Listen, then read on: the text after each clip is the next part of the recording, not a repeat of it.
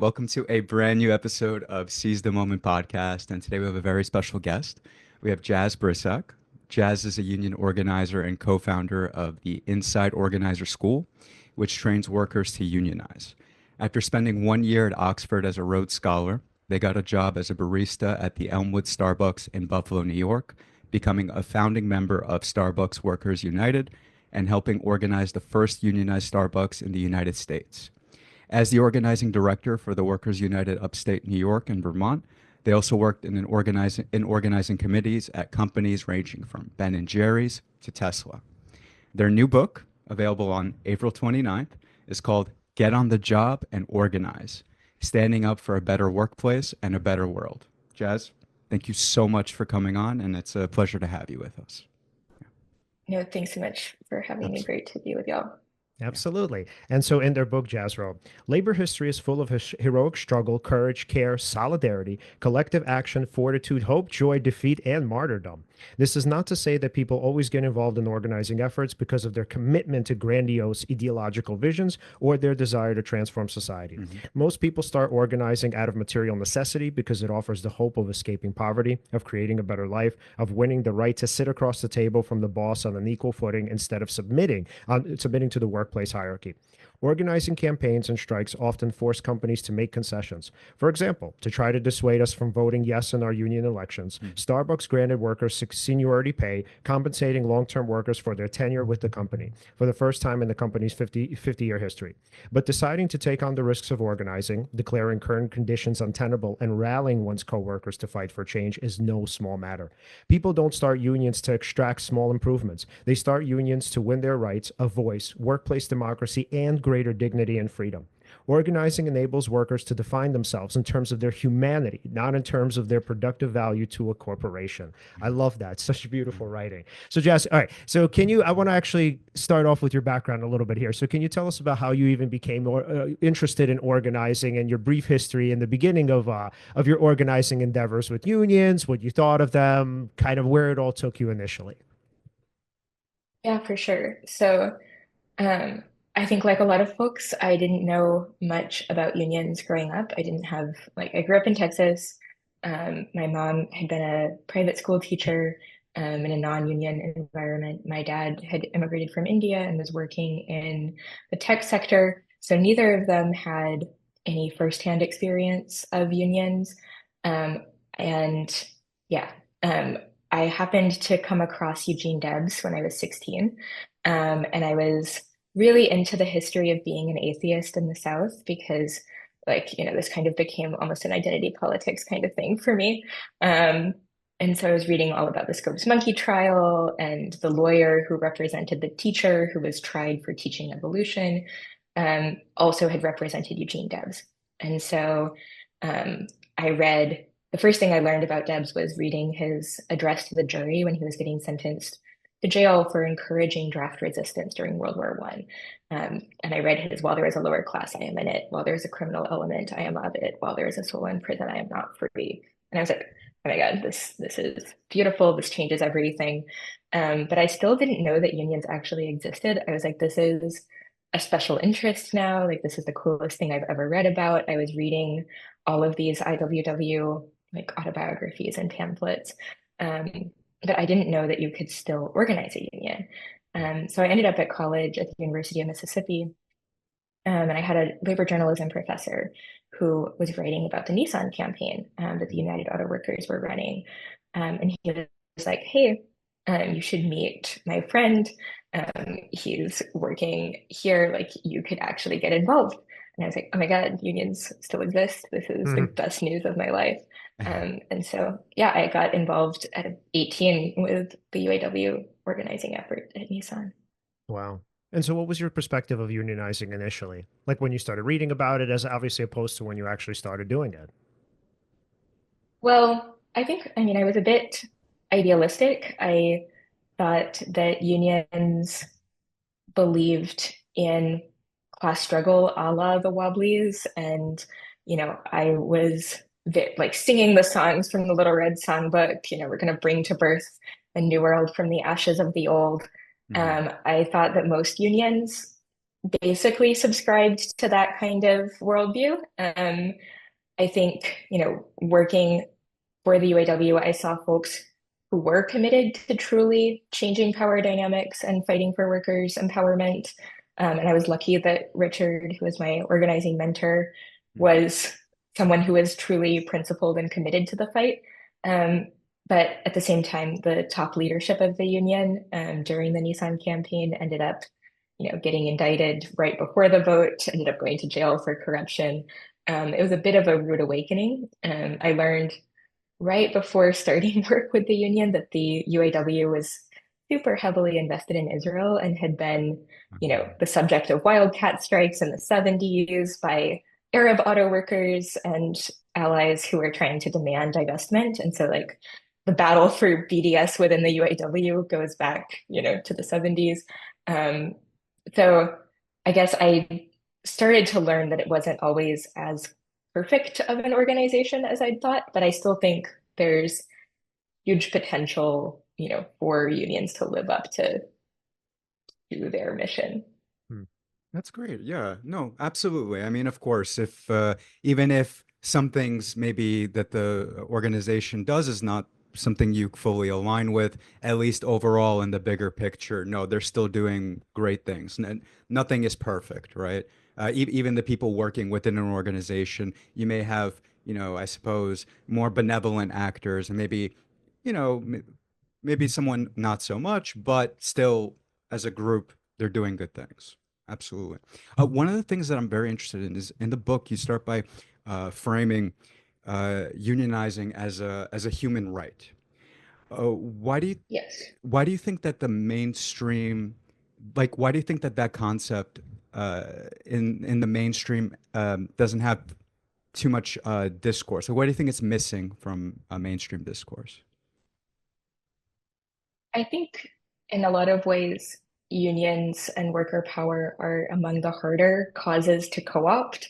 And so, I think we have all of these kind of corporate takeovers of a lot of movements from like, pinkwashing and corporations wrapping themselves in like mantles of LGBTQ equality, to, obviously corporate interpretations of, civil rights movements, racial justice struggles, et cetera. I think the labor movement is a bit harder for companies to, wrap themselves up in, or for the nonprofit industrial complex to, truly come in on, because, even an imperfect union is still uniting workers as a Mhm. class against the boss. And I think um, for a long time we've had movements, sort of become defined by the more acceptable elements. Hmm. That said, I think, union organizing is becoming more and more viewed as one of these key principles that kind of ties everything together, both by workers who want to organize, but also by the public. So you have companies like Ben and Jerry's, which have actually busted unions in the past, now reading the room and being like, oh, if we want to keep our progressive base, we actually have to recognize this union because people are going to be like, oh, you can't be Hmm. woke and be a union buster. So I think we're seeing a bit more of a shift in that direction, um, versus kind of like a more liberal, model of, well, we can have rights under capitalism, but unions aren't really relevant. Yeah.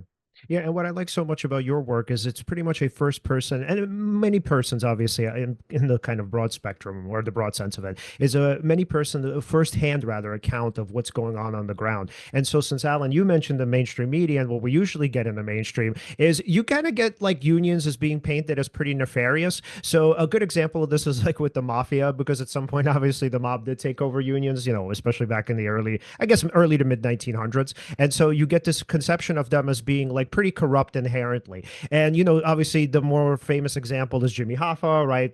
Where's Jimmy Hoffa's line? That's kind of been everywhere. It has been everywhere. Maybe not so much anymore, just because like, nobody or many people don't really know who Jimmy Hoffa was anymore. But the point is to say why I like these books and I like just pretty much documentaries on this is because it sort of works to, let's say, legitimize unions, but also kind of demystify them for a lot of people. So again, when you look at the culture and you look at what we usually see about unions, I mean, it's a pretty, gloomy and decrepit in some ways picture. You see a kind of organization or groups of organizations that at some point at their heights when they were pretty community oriented, but then somewhere down the line they became corrupted. And I think this is the argument for a neoliberal philosophy, where I think the understanding is, well, we can't really do much about unions. They're sort of corrupt innately. Yes, humans tried to organize. This is just another example of communism if we're talking about it politically on the other side of the world. And then so what we're saying is that, we kind of have to live with this system. But I love that your work says, no, we actually don't have to live with this system. Mm-hmm. And so now getting into it in terms of the actual, let's say, the groundwork that you guys have done and sort of the ideas and let's say some of the activities that have been orchestrated. Can you actually now take us through what it was like working in terms of working with Starbucks, but sort of against them too in some ways, but what it was like with the Starbucks campaign, what unionizing was, where were some of the more corrupt elements, if they were actually, were they more so on the union side or were they more so actually on the corporate side? And what was that experience just broadly like for you guys? Oh, and just to super quickly tag that, just to add also what is salting and what was your experience with that? Yeah. Yes. No, so much to go into here. And I guess I want to say, like, I think really quick, like on the whole corruption thing, like there's been, as long as there have been unions, which the first sit-down strike was in the pyramids in Egypt, the first documented sit-down strike. But I think as long as there have been unions, there have been, factions and reform efforts and left-wing unions doing battle with, more conservative establishment or even company unions. So, I mean, I think everybody's heard about, the Teamsters or sometimes like the on the waterfront idea. And of course, those narratives are very helpful to companies. So we still hear them constantly, including in our anti-union meetings from our bosses. So going into salting, salting just means getting a job at a non-union workplace with the intention of helping start a union there. I decided to become a salt after watching a friend who I was trying to help organize at Starbucks get fired from the company, allegedly for cursing. Of course, if Starbucks actually fired workers for cursing, they would have no workers because everyone does this. But yeah, I mean, like I'd been working on external union campaigns in the coffee industry, and it was clear that it was much easier to build trust with coworkers, to be able to quietly start finding out where people might stand and like mapping workplaces from the inside. So, I mean, honestly, working at Starbucks was a lot of fun. My store was really tight knit. We had a really great crew. People like Michelle Eisen, who became one of the leaders of the union effort, really the core person who made our store's unionization successful. She'd been there for 11 years at that point. She was coming in every Tuesday morning and leading us in coffee tastings where she would like bring in the best coffee that she had sourced, sometimes like a Hawaiian one, because she had worked in Hawaiian coffee shops for a while.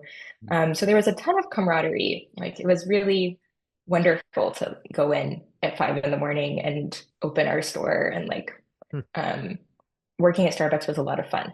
And I think that was actually, a lot of people think that people unionize workplaces that they don't care about, but people actually who are going to put the time and energy and care into unionizing aren't the folks who don't like it. Disgruntled people typically leave.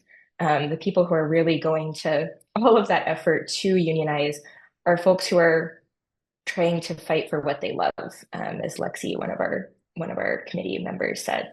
And so people, were constantly asking, like, how we felt about Starbucks, and like I think trying to assume that it was negative.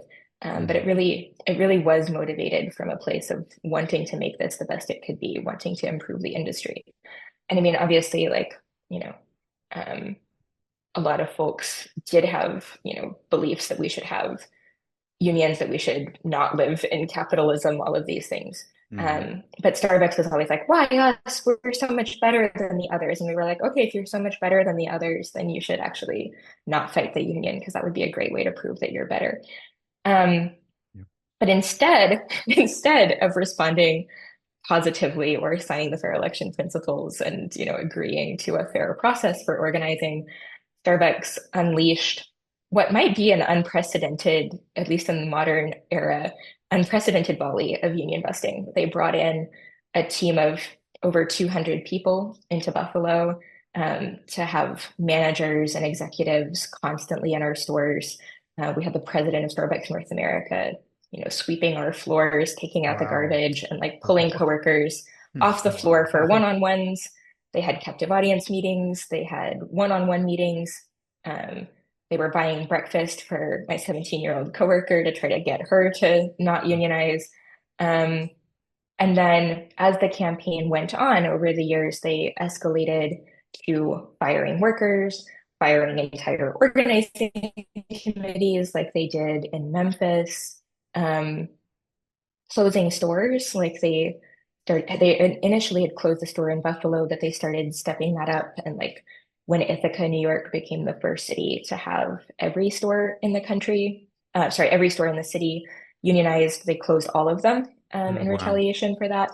Um, and then they started giving all of the other non-union workers in the country the same benefits that we had been asking for at the bargaining table, like credit Wow. card tipping and seniority pay, and then saying, oh, if you're in a unionized store, too bad, you have to bargain about this, while they were refusing to bargain in good faith.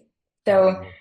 certainly the corruption was almost entirely on Starbucks' side. I mean, I think like the I had differences of opinion with the union over how we should respond to what Starbucks was doing, and I was frustrated by top leadership's refusal to call a boycott or to take definitive action to try to prevent some of these things from happening. And so I think like there were issues maybe about like leadership wanting more control instead of like kind of embracing some of the chaotic nature of an organizing campaign.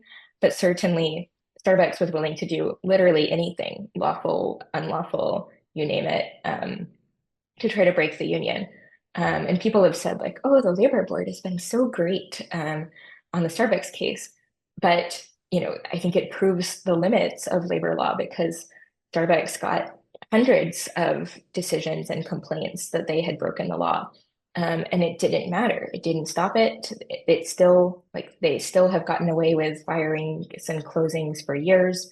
There still hasn't been justice for many of us, including myself, for getting fired. Um, and I think it really is a case study in how a company can fight a union and drag out the process to try to Yeah. prevent workers organizing. Something I'm very curious about. I actually did. I have planned questions. That was not one. This is not going to be one of my planned questions. But when it comes to, I suppose, starting a union effort, actually organizing a union, I imagine, I'm sure we have people in our audience, people, just millions of Americans who probably work at jobs where the conditions are not ideal. And you know, they would love for things to change, and yet, no action is taken, or there isn't that, group, unionizing effort. How does it even usually start? Because I imagine this is what I imagine in my head, at least, and please, correct me where I'm wrong. I imagine, okay, there's someone who decides, one or more people who decide, okay, that's it. Like, we really have to do something about this. Let me talk to maybe some of my coworkers here and say, like, you guys see what's going on, right? And at first, it's kind of this not commiserating, but kind of getting together and talking about what's wrong here, right?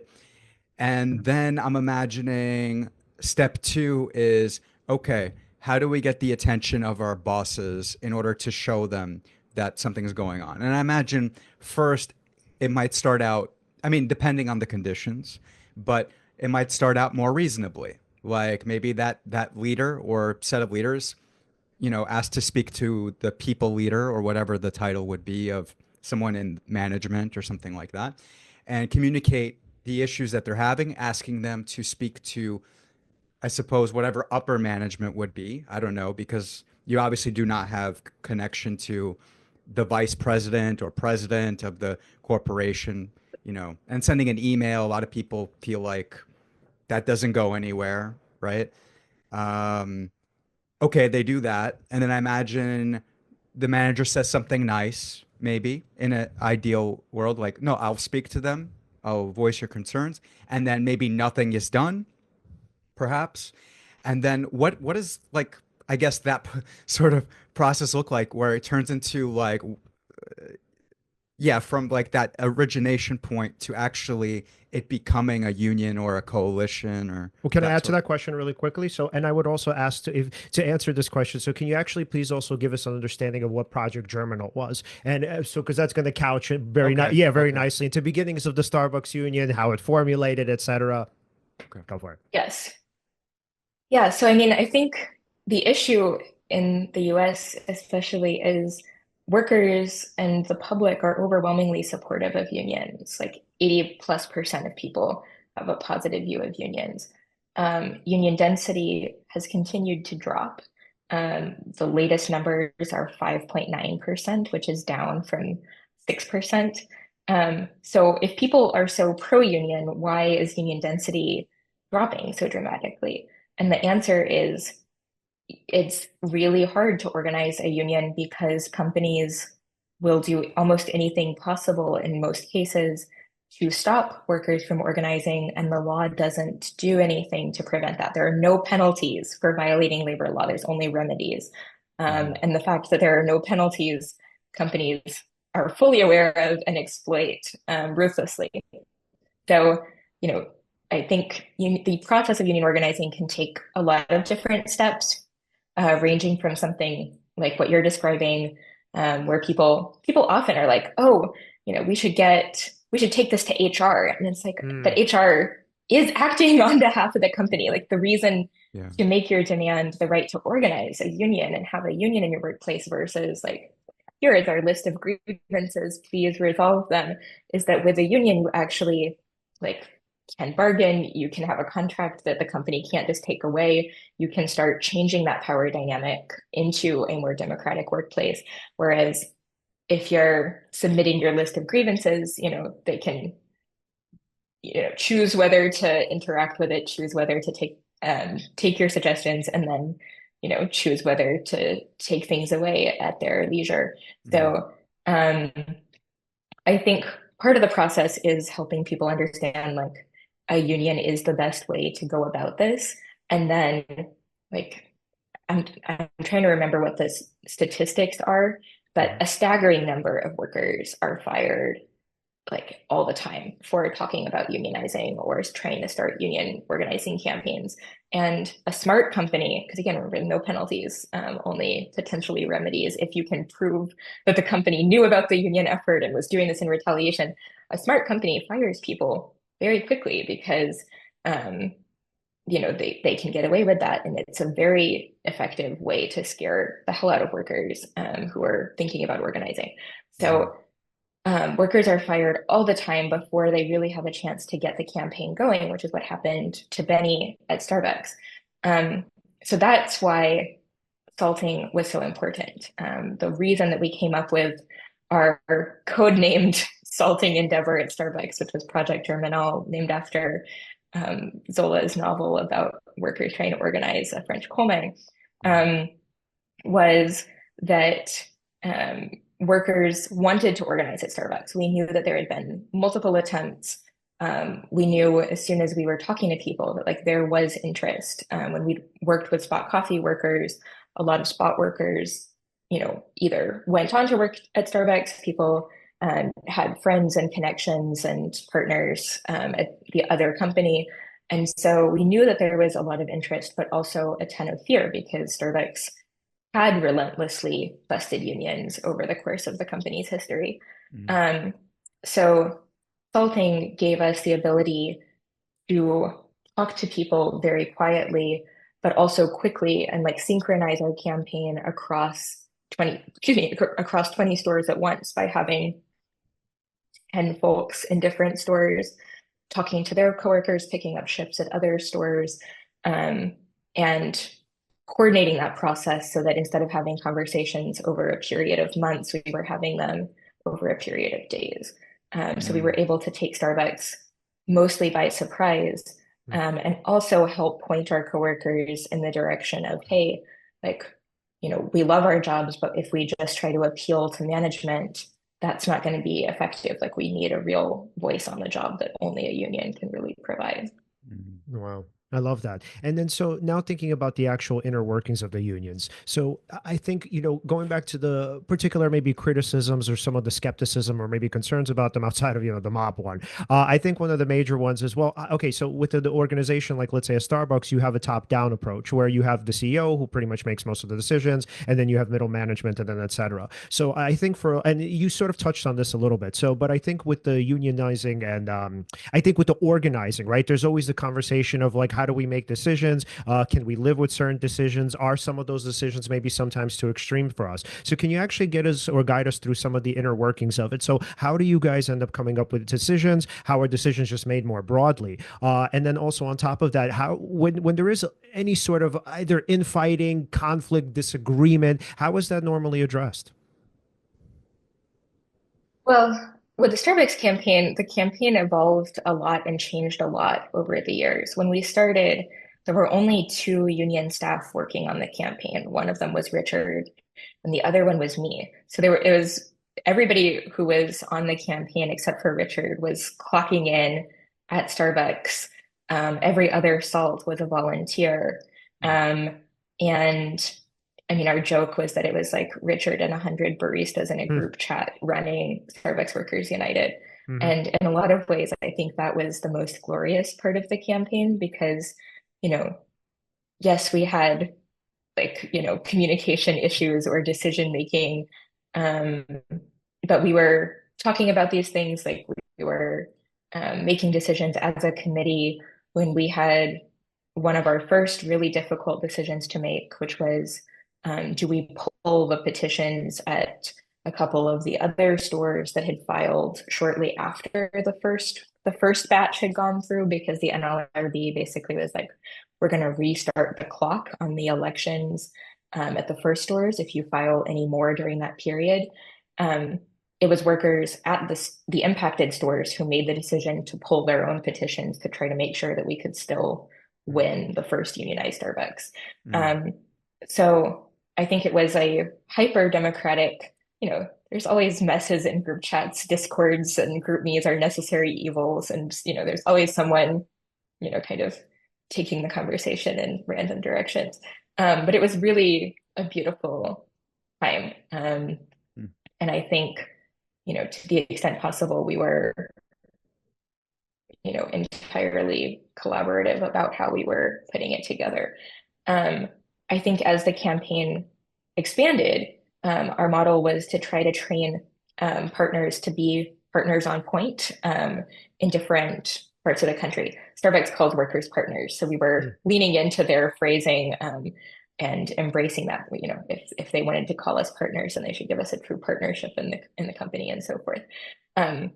So I think our way of running the campaign became sort of councils of these worker leaders in other parts of the country all getting together and Casey Moore, one of our inside organizers in Buffalo, was running the comms committee and following up with folks who were reaching out on social media and on emails about organizing.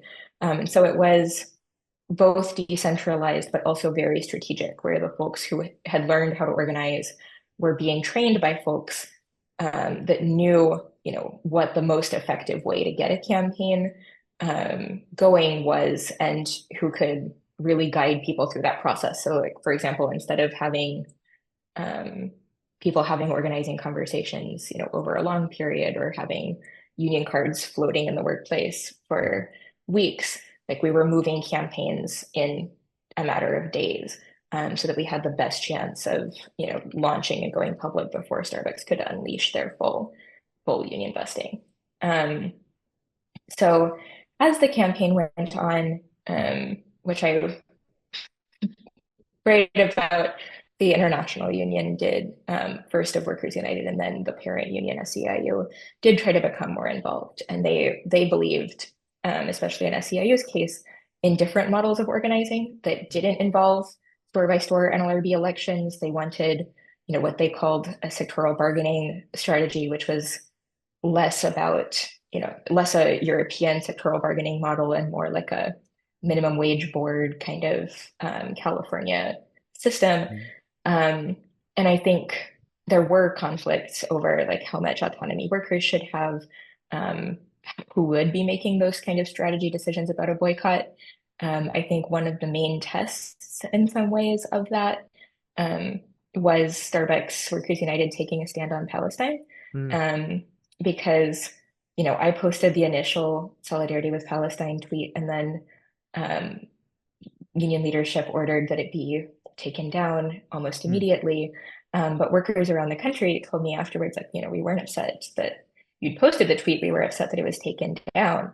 And they organized to put out another statement that was much stronger, much more clearly articulated, and linked to like the Jewish Voice for Peace statement about supporting Palestine. And voted by 97%. There was a vote that was open to unionized workers in all of the stores in the country. And it obviously was overwhelmingly supported. And so workers were able to take that action, and that ended up creating this global boycott of Starbucks that I think helped bring the company to the bargaining table and put enough pressure on them to actually change their course of action. So I mean, obviously, there's still no Starbucks contract. They may now think, like, with the Trump administration, they can undo or go back on their word about getting a contract and so forth. But I think despite the top union leadership's efforts, like, there was still this kernel of local autonomy within Starbucks Workers United, where workers had learned how to organize and would continue to organize around all kinds of issues, including internally within the union. I'm curious about this. I mean, I could imagine a whole bunch of reasons for this, but I think it's best to hear from you. What do you think scares corporations the most about unionizing? Like, why do they fight so hard against it, especially when in their fight against it, I believe, by organizing like not seminars, but like, yeah, like you mentioned, like management coming down to the stores, organizing one-on-ones, using time, allocating time for that. Uh,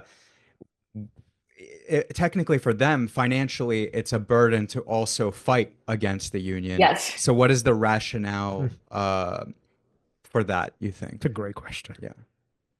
I mean, I think a lot of companies are willing to spend more on fighting the union than they would actually spend in negotiating a first contract, which is kind of stunning. But I think it's not usually an economic question for the companies. They're extremely worried about sharing control and sharing power, and they don't want to give up that kind of decision making. I mean, I think for some companies, there probably also is the economic thing. Like, Starbucks certainly was afraid of the domino theory and, thought that if we could expand, they were using forest fire analogies, and they were like, well, if we can contain the union to these areas where they're already burning, like, at least we can prevent them from expanding into new markets. And so their union busting strategies were different in like a city like Boston, where a lot of stores organized rapidly, versus in a city like Syracuse, New York, where it took us a long time to get stores to organize because they were proactively. They were closing stores as soon as workers were starting to talk about organizing. Oh, wow.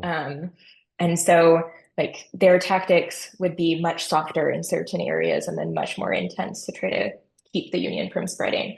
I think ego is a huge factor, especially with a company like Starbucks. Like Howard Schultz had written in books that he wrote while he was running for president, about how he thought unions were a referendum on his leadership, and if he was doing a good job, workers wouldn't want to unionize. Wow, Um, interesting.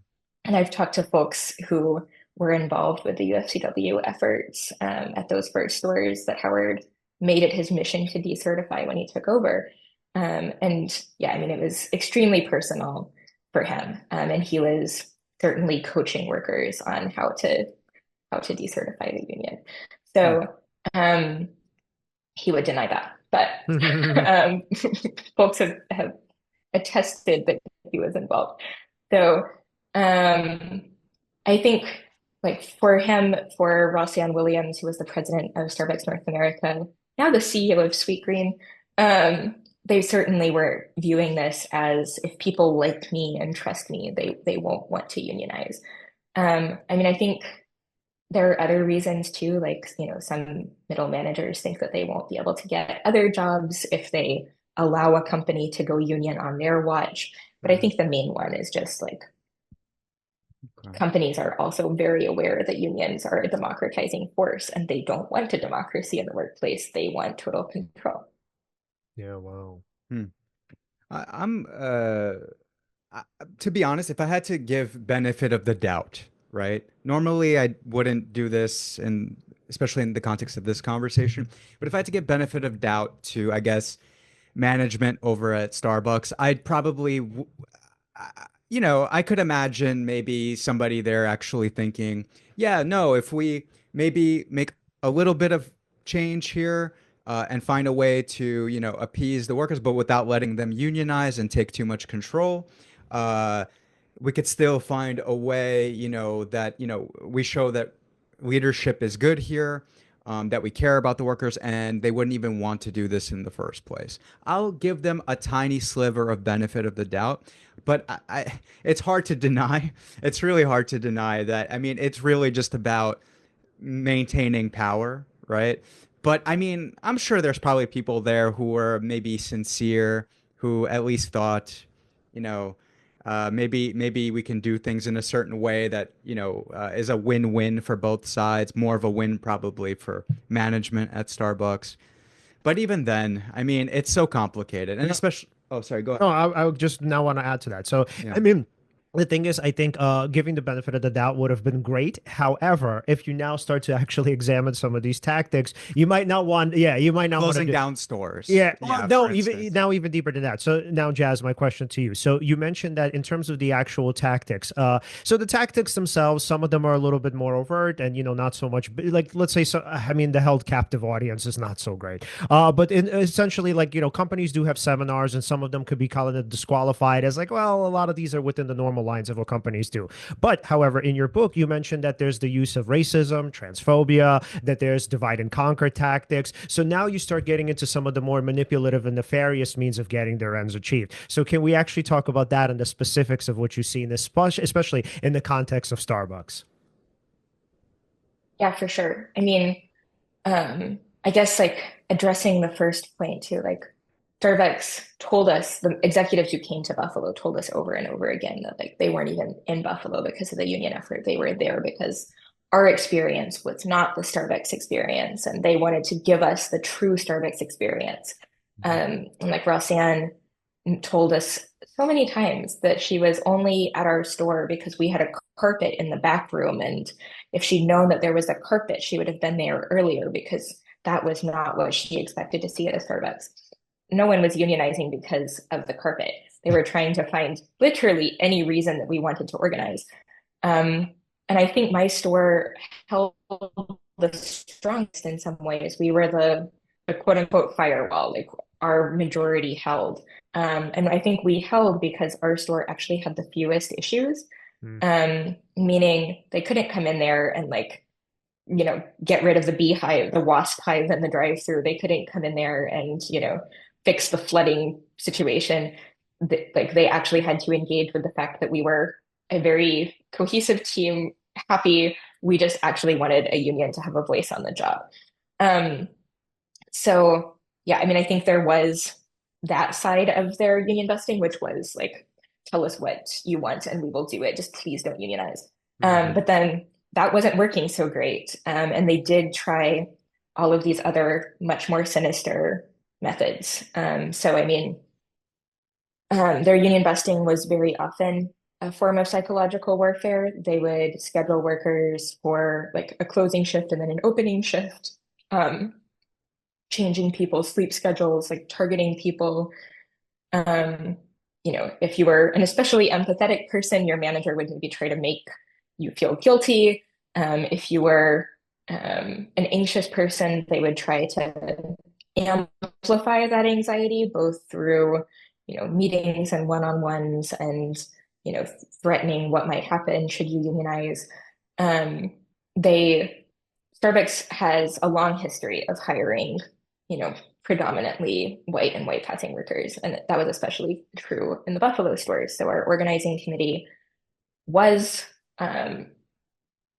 largely white and white passing in large part because of how Starbucks had hired. So right before the elections at our first stores, Starbucks hired a large number of brand new workers who were mostly Black.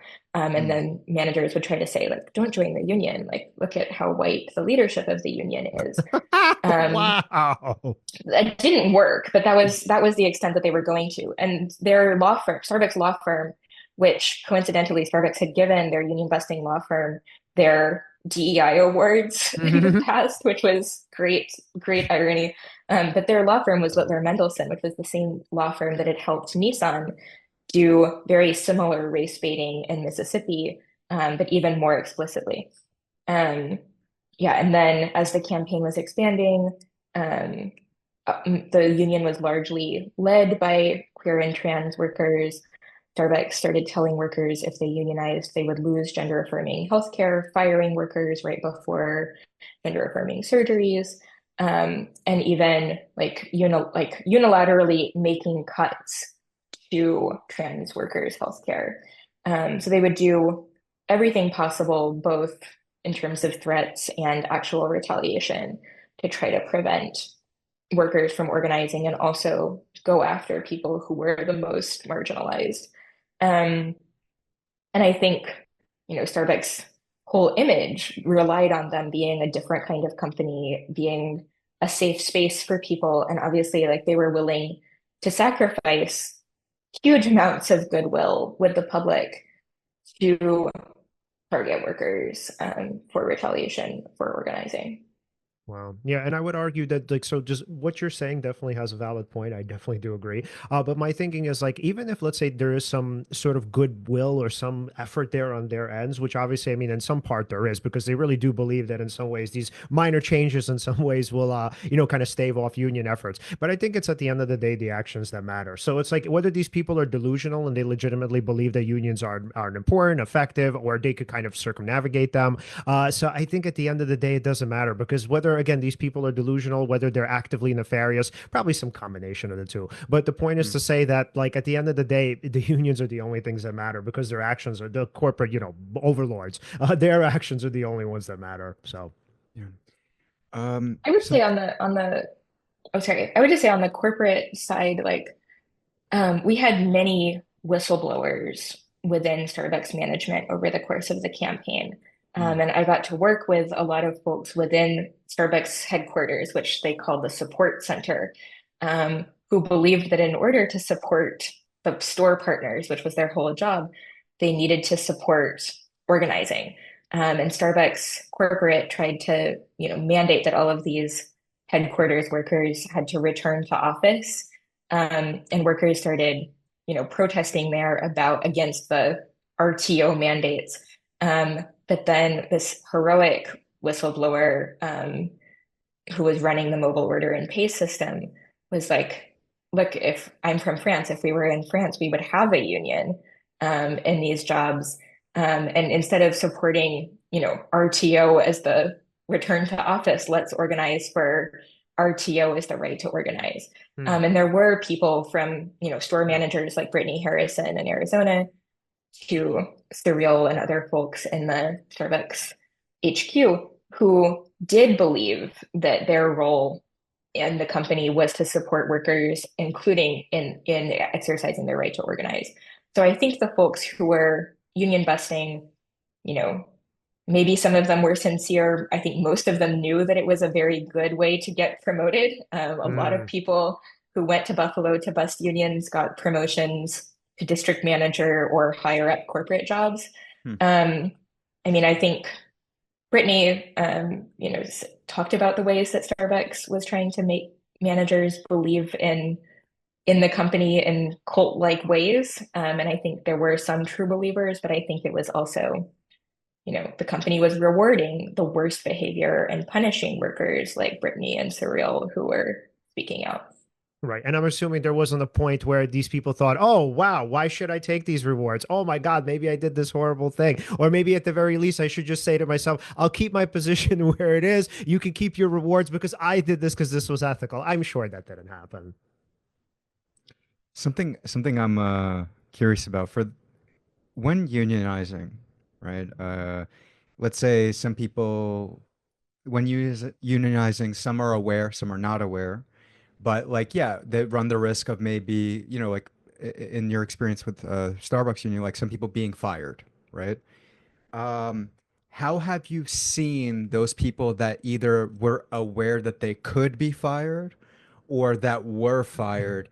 How did they deal with that? Because for me, I try to think about like I try to put myself in the point of view of the person who's like, no, no, no, I know the risks, but no, these conditions are really bad. I think what we're doing here is way more important. If I lose my job, so be it. Like there's that attitude. I'm trying to put myself in that perspective. Yeah. But then I can imagine somebody else who's like, damn, yeah, these conditions are really bad, but I also really need a job. Like the reason I got this job is because I tried here, here, and here.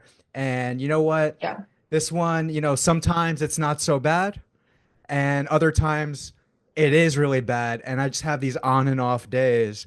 But but I do feel still inclined to unionize. But I'm very fearful of, maybe losing my position here. Yeah. Uh, yeah, yeah. No, I mean, I think it's a huge spectrum from folks who are, I'm going to quit anyway if I don't organize, so I might as well Okay. take the risk of trying to make this better, to folks who are initially hesitant. I mean, one of the things that I feel bad about is in the beginning of the campaign when we were more hopeful that Starbucks would, maybe even sign the fair election principles and would not respond um, with firings because we were going to go public with a huge organizing committee. We were going to have multiple stores organizing at one time, and so it was going to be different in some ways from the more isolated examples that they had thought they could stamp out. So I was reassuring people that they were very unlikely to get fired because of all of the ways that we were going about launching the organizing campaign. Hmm. So I told Cassie Fleischer, my coworker who trained me, that she would have protection if Starbucks tried to retaliate against her. I told a lot of workers that, they were unlikely to get fired. Um, that didn't end up being true. I Hmm. think now I wish I'd told people, it could happen, and here's all of the things that we will do. The union ended up starting like a mutual aid fund. A lot of workers ended up either getting jobs at like Spot Coffee and other unionized places or becoming involved with organizing. But it did have a really negative toll on a lot of people. And I think, you know, Starbucks knew that that was what they were doing to people and decided to destroy their lives and take away, like, they fired Sam Amato, who'd been at Starbucks for 14 years, and Starbucks was his life. And Hmm. it was incredibly devastating for Sam, and Starbucks knew that it would be, and they did it anyway as retaliation. And I mean, some folks are obviously like more willing to take that risk. I think it was almost inconceivable that they would fire Sam. He was a institution within Buffalo Starbucks. Wow. Hmm. So yeah, I mean, it's brutal, it's awful, it doesn't get better. I think unions can get better at like having mutual aid plans and other things in place before campaigns. But like we Okay. saw this at Tesla too, when Elon Musk fired 40 workers the day after they went public. Yeah. Companies will do acts of terror to try to prevent workers from organizing. And I think even like there too, there was a range of people who either knew the risk and were willing to take a stand, and then people who were targeted because the Tesla firings were mainly not people who were on the organizing committee, with one exception. They were people who were like friends with people on the organizing committee or who were secretly supportive of the union. And a lot of people, um, I think were unprepared and thought that they would be more protected if they weren't public, which was not true. Um, but yeah, it's one of them. There's a reason it's one of the most effective things companies do that tries to kill the union, because it's terrifying and it can be awful. I'm curious. Just out of curiosity, was anyone who was ever fired rehired after some success with it? I know you mentioned the contract thing is Yeah. still up for, that's still up in the air, but otherwise with success, yeah. Yes. No, I mean, it's been very case by case. They I seem see. to have a special grudge against Buffalo workers. Hmm. Mm, And so they have about 30 workers that they're saying, they do not want to rehire. Hmm. And many of those are Buffalo workers. Um, the Memphis Seven, which was the entire organizing committee in Memphis, Tennessee, that got fired on one day in February of 2022, um, got their jobs back through a 10J injunction, which was a form of emergency relief that the courts can say, like, hey, this is doing so much damage to this union campaign, that you have to reinstate these workers instead of waiting years to appeal the case through the courts. hmm Starbucks ended up taking that case to the Supreme Court, which agreed with Starbucks that it should be harder for unions to get that kind of emergency relief when they fire workers. mm. Um, so there have been workers who've gotten their jobs back. Starbucks has settled many cases, but certainly not all. And people like Sam, the 14-year worker, still have not gotten their jobs back. Oh, wow. Yeah. So, I mean, as we're kind of winding down the episode and, in the interest of time. So one of the final questions we'll ask is, so everything that you described sounds incredibly hard. So how would you guys then keep hope alive for the average worker who is picketing, who's potentially boycotting, who's not even working maybe? So how would you keep hope alive for that person? I mean, I think a lot of people started organizing because they see having a union in the workplace and organizing for labor rights in society to be the only true way to change society, to, have a hope at having a decent living, maybe even having retirement. I think most members of Starbucks Workers United are pretty sure that retirement will not be an option. But Mm. I think, people have seen the desperation and the untenability of the status quo. And so, maybe our lives were harder as a result of organizing. And, I think people like obviously we're in different circumstances, and so it didn't impact everybody the same ways. But I think people really did believe that this was the best way to change society. Um, and I think the camaraderie that we had in our store, and I think this was true for Starbucks workers across the country, became incredibly strong over the course of the union campaign. Maybe it was kind of trauma bonding. I think it was kind of trauma bonding. But people truly build relationships. I mean, at Tesla, workers really, like, people would come into the workplace with headphones on and leave with headphones on, and like didn't know a lot of their coworkers. And when we were signing people up for the union, one of the responses that we kept getting was, I'm doing this so that I can make friends. Like, people just Hmm. wanted that kind of community and Huh. wanted to push back against alienation. And I do think, like, there were support groups for fired workers. There were, union socials. There were all kinds of different things. And I think people did form really lasting community and solidarity and friendships which doesn't negate all of the terrible things, but I think, people um, knew that this was the best way out. Like Starbucks would keep doing a lot of the things that they had been doing with no recourse. Like we'd all seen workers unfairly fired even before the union campaign. Like a couple of months before we launched our campaign in Buffalo, a Black worker was fired after a customer was extremely aggressive toward him, and Starbucks sided with the white customer Wow. over this barista. And so, like, people knew what Starbucks was capable of, and knew that they would keep getting away with that if there was not an attempt to organize. Wow. And what specifically, personally for you, which experiences keep you hopeful, feeling hopeful and motivated? I mean, I think seeing workers realize that this is possible and that they're going to be able to take action. My favorite thing in the world is getting to be like help launch organizing campaigns and seeing people like in a first organizing committee meeting, like having this realization that even when told that they don't have power, like here's the way that they can take that power back. And so whether that's like, yeah, seeing workers in a store in Knoxville, Tennessee, down the street from where I had my first job at 16 at a Panera Bread organize, which was an unbelievably gratifying moment that like it had spread so close to home. Or, whether that's, you know, Tesla workers believing that they can take on Elon Musk and win. And they would have if it hadn't been for unions not being up for the fight, TBH. I think, you know, the fight matters, winning matters, but the fight also matters. Mm, I love that. So something, by the way, Jess, do you have maybe time for maybe just one more question? There was Yeah, something yeah, I for sure. absolutely. So, um, so I know we didn't get too much into the Nissan campaign.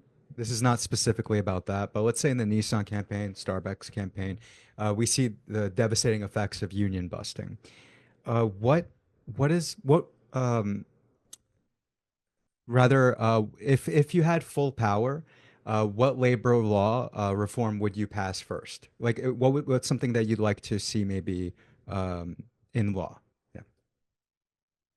Well, I guess it depends on the scale. So I have two answers. One Mm. is, real penalties, including, I would say I'm a prison abolitionist, but jail for CEOs who are violating labor law.